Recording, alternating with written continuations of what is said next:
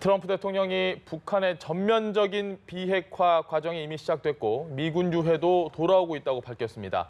북미 정상회담 합의가 지켜지고 있다는 점을 강조하는 모습입니다. 한편 러시아를 국빈 방문 중인 문재인 대통령은 오늘 푸틴 대통령과 정상회담을 합니다.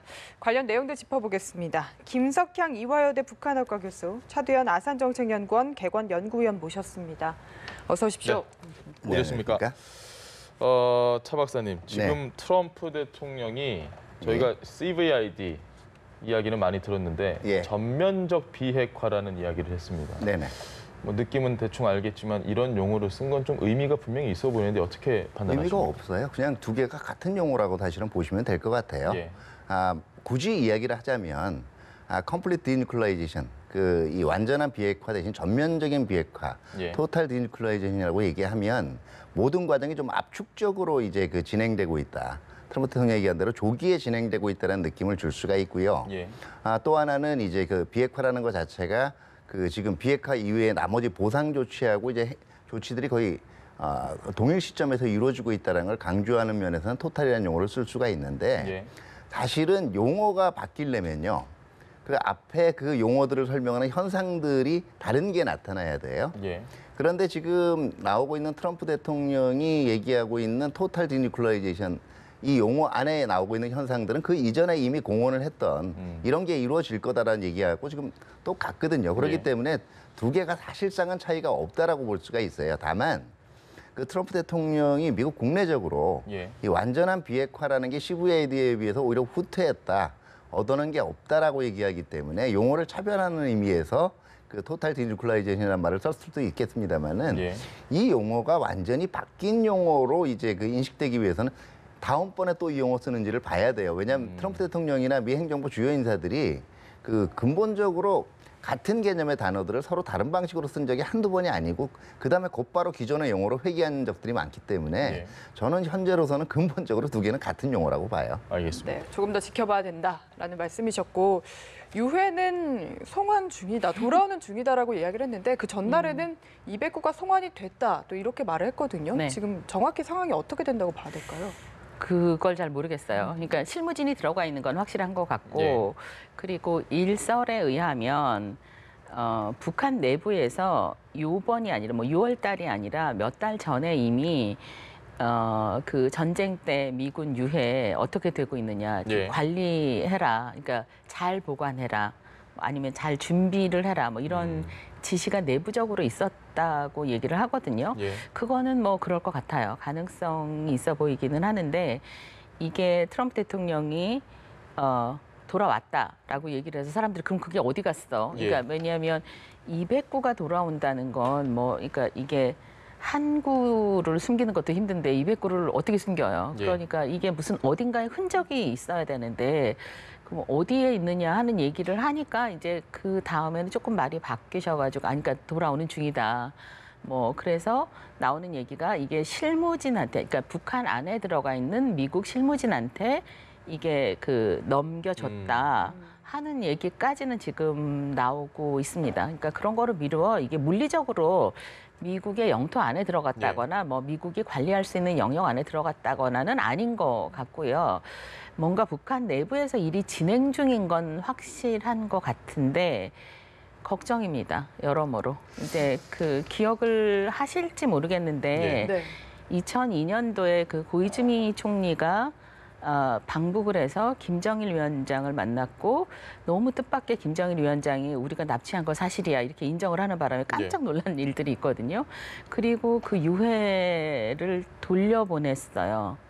메구미라는 분의 유해라고 그분이 돌아가셨다고 하면서 왜냐하면 일본에 있는 가족들이 그분이 진짜 돌아가셨냐고 계속 물어봤거든요. 그러니까 돌아가신 게 확실하다. 그리고 이제 유해를 보냈는데 그 유해가 한 사람의 유해가 아니었어요. 뼈가 섞여 있었거든요. 그리고 저는 그것까지는 확인을 못했는데 아까 잠깐 저기서 차 박사님이 거기에 원숭이 뼈도 섞여 있었다 이런 얘기까지 나와서 아무튼 한 사람의 시신을 곱게 쉽게 안장해서 그거를 그대로 돌려보낸 게 아니라 뭔가 돌려보내야 된다고 하니까 이렇게 뼈를 모아서 보낸 것 같은 흔적은 확실히 있었거든요. 그럼 이번에는 어떨까 하고 생각을 해보면 그때는 한 구였잖아요. 준비가 상대적으로 훨씬 쉬웠겠죠. 200구는 200배만큼 힘들지 않을까요? 그 사이에 그 적군의, 그러니까 이 북한 사회 속 시스템에서 적군에 해당하는 미군의 유해를 잘 관리했을까 하고 생각을 해보면 의혹이 큽니다.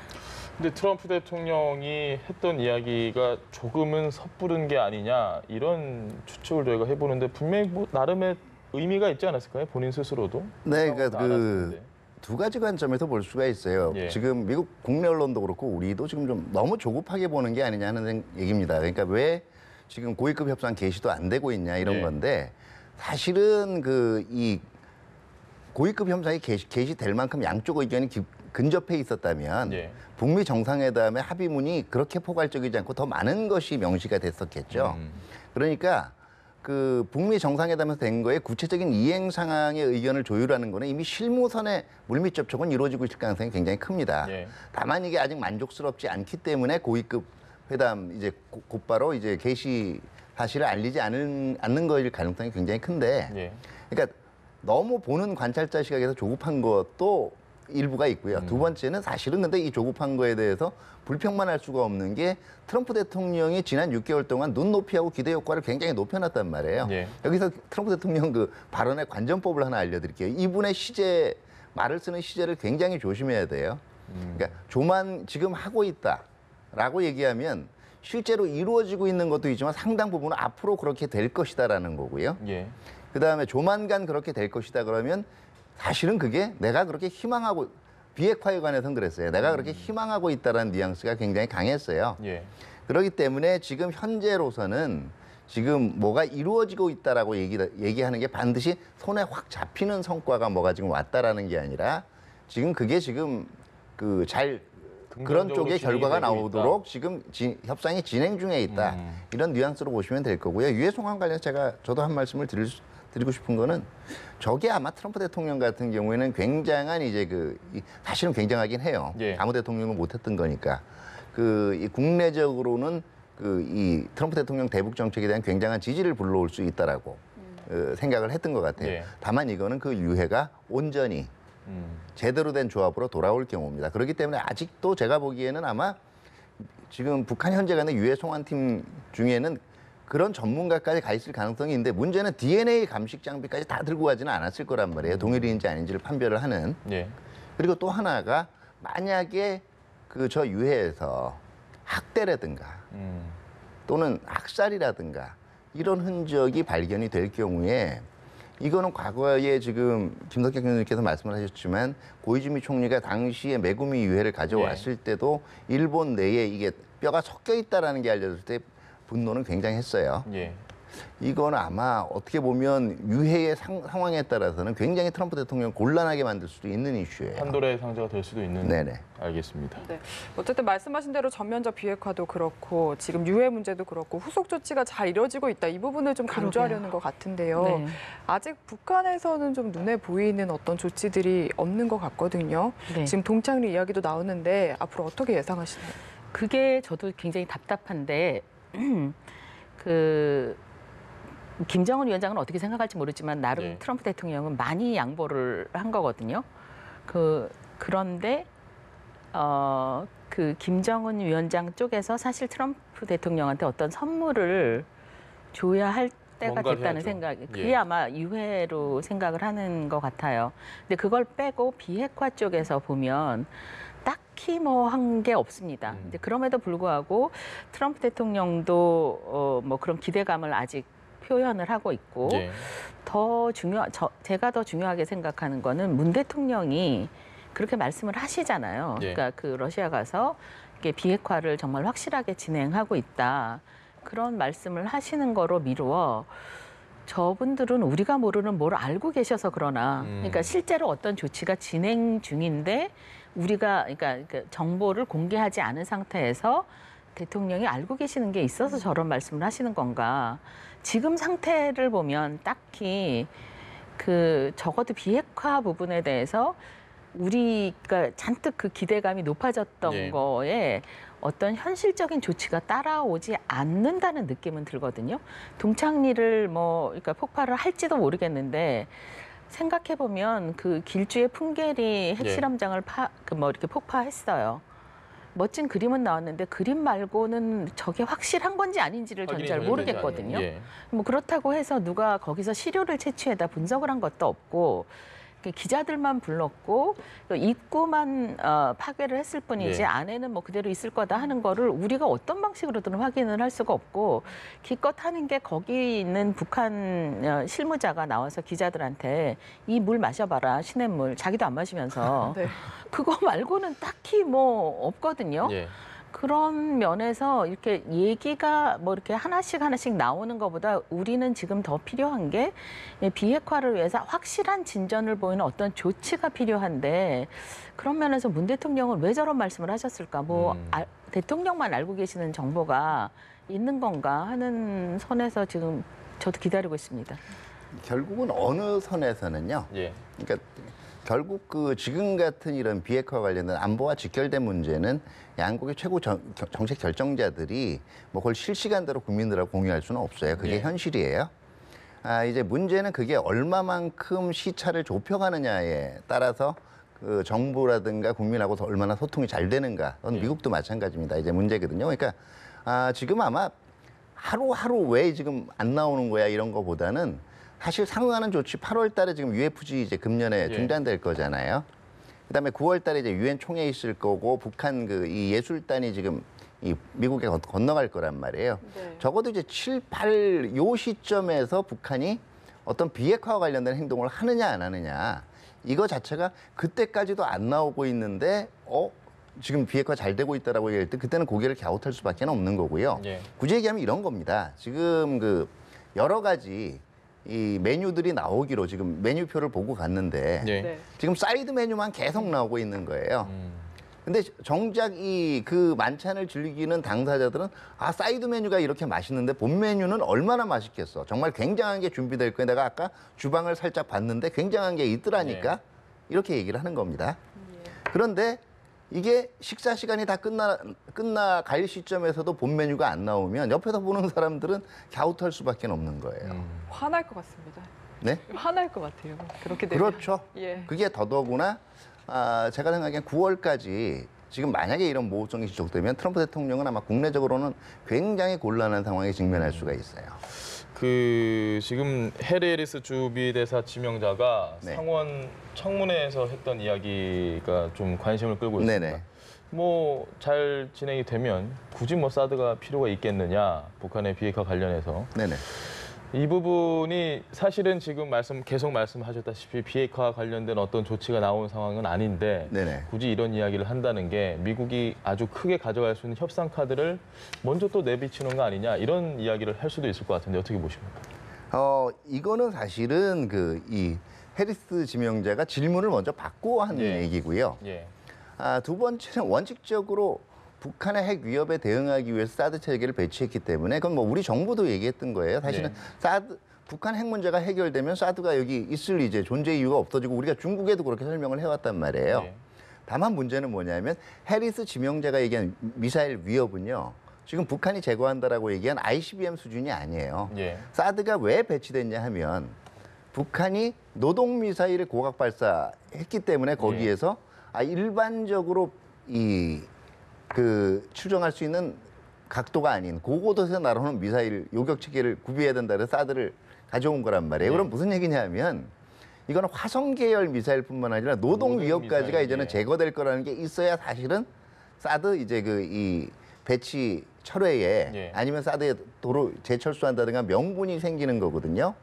그런 면에서 사실은 해리스 지명자가 얘기한 이 북한의 이 핵위협, 그다음에 미사일 위협이라고 얘기한 거는 굉장히 포괄적으로 얘기한 거예요. 완전히 진전이 다 돼서 진짜 트럼프 대통령이 공언한 대로 한 2020년 경에 예. 이제는 북한의 핵 때문에 어떻게 될 건가.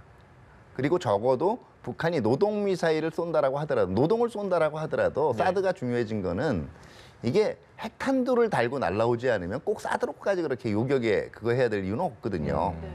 그러니까 핵 문제만 확실하게 된다면 당연히 나온 원론적인 발언이고요. 예.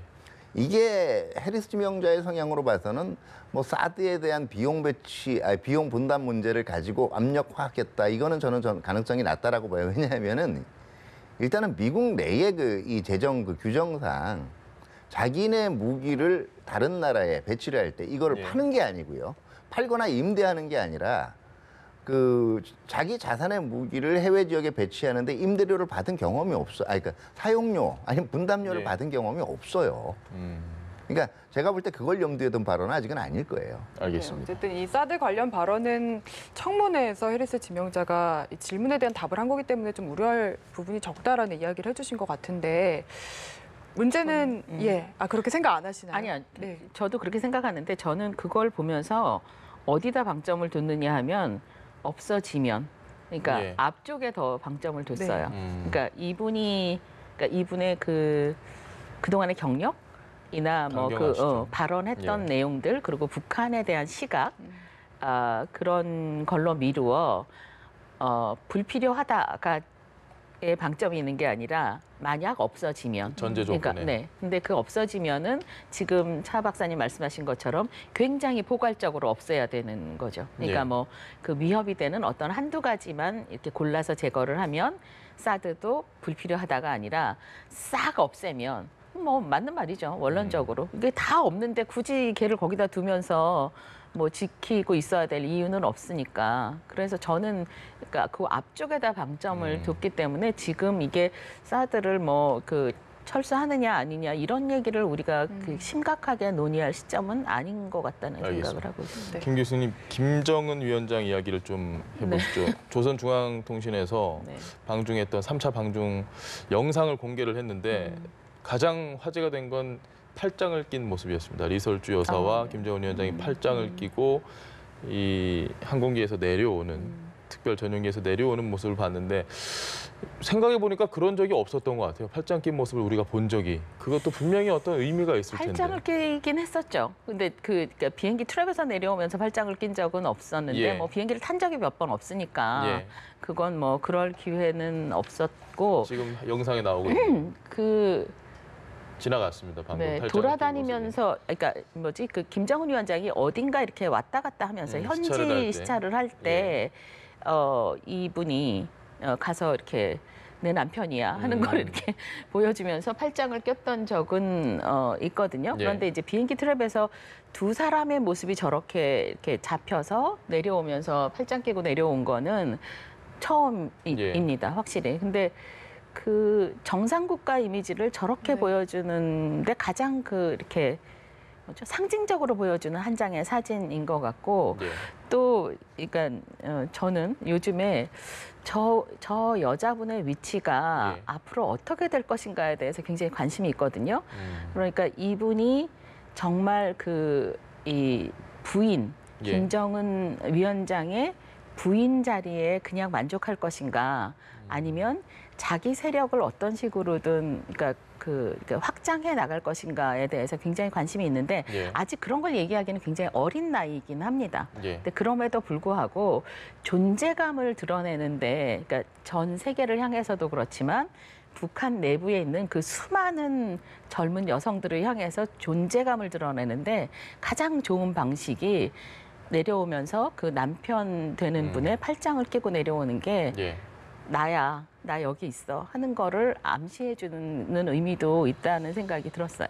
생각해보면 문재인 대통령도 김정숙 여사와 있을 때 김정숙 여사의 더 스포트라이트를 많이 좀 줬던 언론들의 보도들도 많이 있기도 했었거든요. 네네. 어떻게 보십니까? 리설주 여사의 팔짱. 네, 뭐 저것도 다분히 이제 이 계산된 이미지 메이킹 중에 하나라고 볼 수가 있고요.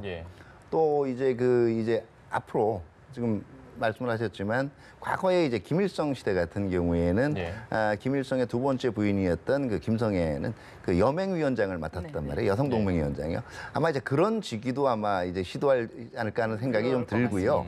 그러니까 사실은 무슨 생각을 하겠습니까? 세계가 저 팔짱을 끼고 내려오는 측면을 볼 때 뭐 김정은 위원장의 여자들 뭐 쭉 나오는 그거 거짓말이었구나. 그 표정하고 보면 잠깐만 저 사람이 그 고모부를 저렇게 죽이는 사람 맞아? 이복형 죽였다는 말은 사실 그러니까 이런 것들 자체가 이제 그동안에 기존에 쌓여 있었던 그게 편견이든 아니면 실제였던 간에 예. 근본적인 이미지 메이킹을 다시 하고 있다라고 봐야 되겠죠. 알겠습니다. 네, 차 의원님께 지금 좀 말랑말랑 이야기했는데 다시 군사 문제로 돌아가서 하나만 질문 드리고 싶은데요. 지금 장성급 회담에서 군사분계선 양측의 60km 이내에는 뭐 배치를 하지 말자 그런 군사적인 걸 이야기를 했는데 북한의 의도를 가지고 이야기가 많거든요. 네네. 차 의원님 보시기에는 어떻습니까? 일단은 이거는 나올 수는 있는 얘기예요. 왜냐하면 사실은 우리 쪽에서 장사정포 얘기를 꺼냈잖아요. 예. 그러면은 사실 이 얘기는 뭐냐면은 수도권 인근에 또는 군사 전방에 있는 군사 분계선 일정 지역에서는 서로에 대해서 위협적인 군사 행동을 하지 말자라는 제의는 충분히 할 수가 있거든요. 예. 그렇기 때문에 사실은 뭐 일정 지역 내에서 이제 북한이 그만한 정찰 자산 자체가 없기 때문이라고도 얘기들을 하는데요. 뒤로 물리면 북한은 앞쪽을 보기가 더 힘들어져요. 정찰 자산상. 그나마 다시 말해서 정찰 배치 제한 지역을 걸게 되면요. 센서나 이런 쪽에서 우월한 지역이 훨씬 더 뒤에서 멀리 볼 수 있기 때문에 네. 자산이 없을수록 불리해질 수밖에 없거든요. 그렇기 때문에 이것까지 뭔가 이거는 완전히 의도성이 있는 거다라고 보기 좀 힘들고 전반적인 그 전방 지역에 밀집된 네. 군사력 이게 그 이 배치의 변화하고 그다음에 운영을 조금은 서로 그 이제는 적대적이기보다는 호의적으로 하자. 이런 그 이 제스처의 일환이라고 볼 수는 있어요. 알겠습니다. 저는 저기서 무슨 생각을 했냐면 북한의 인민군 예. 이 굉장히 피로도가 높아졌나 보다 하는 생각을. 그러니까 군사훈련 할 때마다 뭐 이렇게 이 동굴에 들어가가지고 예. 굉장히 고생스럽고 저 장사정포도 지키고 있는 거 굉장히 힘들잖아요. 예.